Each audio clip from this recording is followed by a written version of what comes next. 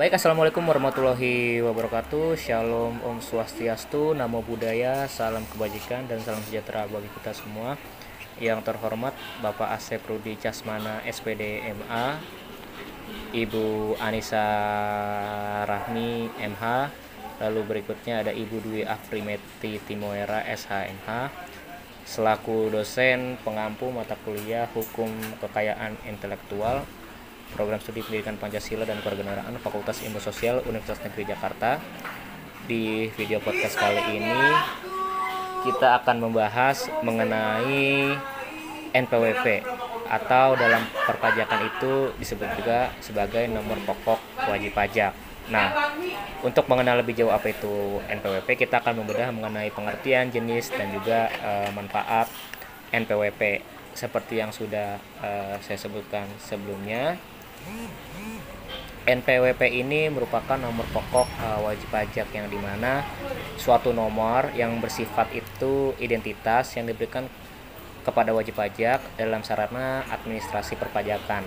Nah, ini tuh sifatnya sebagai tanda pengenal atau identitas dari si wajib pajak ini dalam memenuhi kewajibannya sebagai wajib pajak.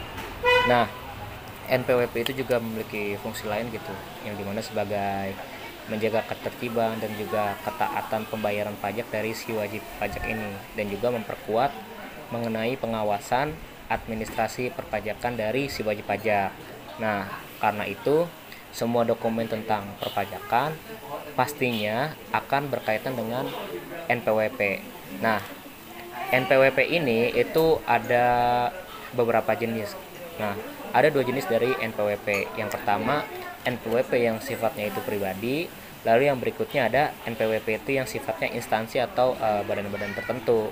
Nah, kita akan coba bedah lebih lanjut gitu. Bahwasanya NPWP pribadi ini merupakan NPWP yang dimiliki secara individu yang memiliki penghasilan di Indonesia. Nah, apa aja sih individu yang termasuk ke dalam daftar-daftar NPWP pribadi ini?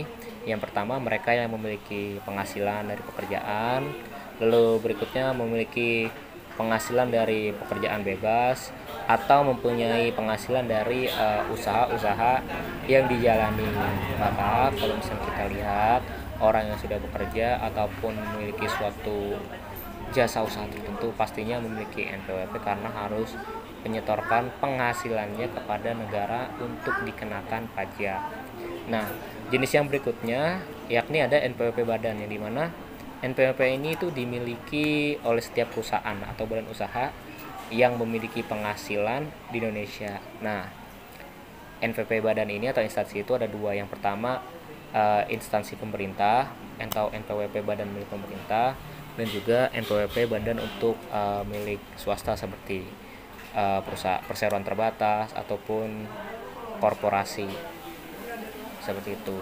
Nah, NPWP ini ada manfaatnya gitu, yang dimana merupakan suatu dokumen yang penting meskipun banyak orang tuh masih belum paham atau belum mengerti, bahkan belum membuat NPWP, seperti manfaatnya itu persyaratan administrasi. Nah, di sini kalau misalnya kita ambil konteks faktanya itu, orang yang ingin registrasi perbankan pastinya memerlukan NPWP. Lalu berikutnya ingin menjadi kreditur bank atau rekening dana nasabah atau rekening pembuatan SIUP, surat izin usaha perdagangan, ataupun pembuatan paspor, pastinya memerlukan dokumen pendukung administrasi, dan NPWP adalah salah satu dokumen pendukung tersebut. Lalu yang berikutnya mempermudah urusan perpajakan. Nah, manfaat lain dari NPWP ini yang berkaitan langsung dengan perpajakan adalah kemudahan dalam mengurus segala sesuatu yang berbentuk administrasi pajak. Nah, jika kita nggak punya NPWP nih, kita bisa jadi tidak diperkenankan gitu untuk membuat dokumen-dokumen tersebut. Contoh, dokumen administrasi yang memerlukan NPWP itu seperti pengurusan restitusi pajak, pengajuan pengurangan pembayaran pajak, terus juga kita bisa tahu jumlah pajak yang harus dibayar dan lain-lain.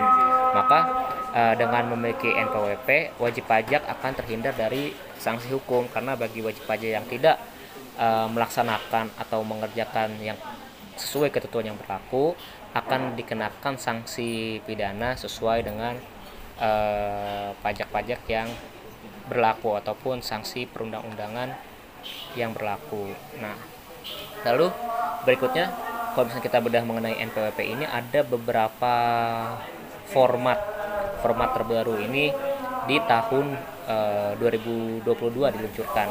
Nah, ini diatur dalam Peraturan Menteri Keuangan nomor 112 garis miring PMK 03 garis miring 2022. Nah, berdasarkan peraturan ini ada 3 format terbaru mengenai NPWP dan mulai berlaku sejak tahun kemarin, yakni tanggal 14 Juli 2022. Yang pertama, untuk wajib pajak orang pribadi yang merupakan penduduk menggunakan NIK gitu. Jadi udah terregistrasi datanya sebagai orang yang tercatat dalam data kependudukan Indonesia. Lalu yang berikutnya ada wajib pajak orang pribadi tetapi bukan untuk penduduk.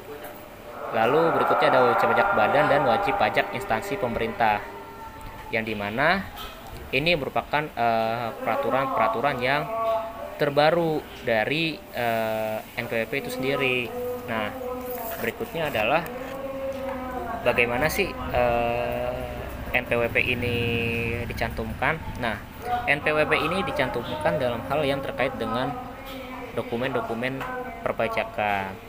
Dalam hal wajib pajak, misalkan pindah tempat tinggal, pindah domisili atau tempat kedudukan, si wajib pajak ini tuh harus mengurus data-data yang berubah tersebut. Seperti contoh, saya terdaftar dalam wajib pajak di daerah Rayon Jakarta Timur, Kecamatan Matraman.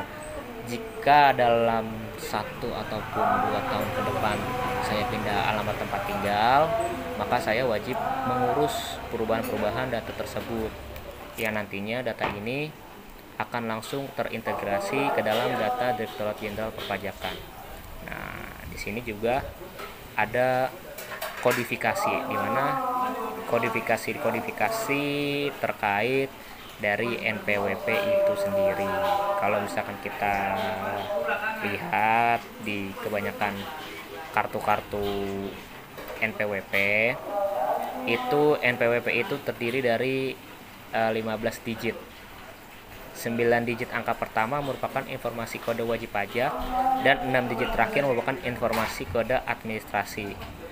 Nah, ini kalau misalnya kita rinciin, 2 digit yang pertama menunjukkan identitas wajib pajak. Contoh 01-03 adalah wajib pajak badan.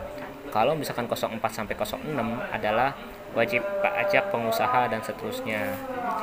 Jadi itu merupakan salah satu kodifikasi terkait NPWP ini sendiri gitu. Lalu ada nggak sih sebenarnya pelanggaran NPWP kalau misalkan kita bedah dalam peraturan perundang-undangan? Nah, ini mungkin yang lebih seringnya ya, kalau misalkan kita punya NPWP atau terdaftar sebagai wajib pajak, tapi kita nggak bayar pajak gitu. Nah, ini tuh ada sanksinya. Kalau misalkan kita bedah pasal 9 ayat 2A dan B Undang-Undang KUP mengatur sanksi pajak bagi pemilik NPWP. Nah, dalam pasal tersebut itu disebutkan wajib pajak yang membayar pajaknya setelah jatuh tempo akan dikenakan denda 2% per bulan yang dihitung dari tanggal jatuh tempo hingga tanggal pembayaran. Nah, kalau di pasal 2B-nya itu dikatakan wajib pajak yang membayar pajak setelah jatuh tempo penyampaian SPT tahunan akan dikenakan denda 2% per bulan. Nah, perhitungannya itu dimulai sejak berakhirnya batas waktu penyampaian SPT dan berakhir pada tanggal pembayaran. Nah, selain denda juga dalam hal perpajakan ini juga ada sanksi pidana gitu. Nah, ini yang sanksi yang betul-betul terakhir apabila punya NPWP tapi tidak membayar pajak, yang dimana di Undang-Undang KUP itu sanksi pidana pajak adalah pidana penjara paling minimal 6 bulan dan paling lama 6 tahun serta denda paling sedikit 2 kali pajak terutang dan paling banyak 4 kali pajak terutang yang tidak dibayar atau kurang dibayar. Jadi dalam konteks hukum itu ada istilah ultimum remedium, artinya sanksi pidana itu merupakan sanksi yang paling terakhir. Jadi kita akan dikenakan sanksi denda terlebih dahulu, tapi jangan sampai kita terkena sanksi denda seperti itu. Mungkin itu saja, cukup sekian informasi mengenai NPWP, kurang lebihnya mohon maaf. Wabillahi taufiq wal hidayah. Wassalamualaikum warahmatullahi wabarakatuh.